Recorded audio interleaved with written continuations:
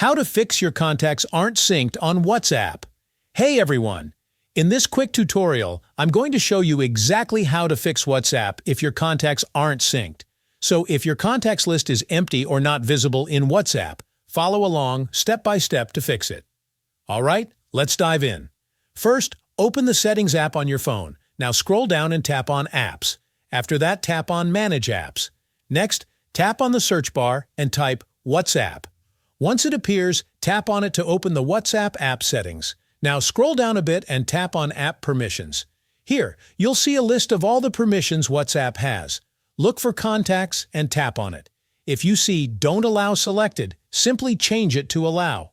This gives WhatsApp access to your phone contacts. On some phones, it may say No Permissions. Just switch it to Allow.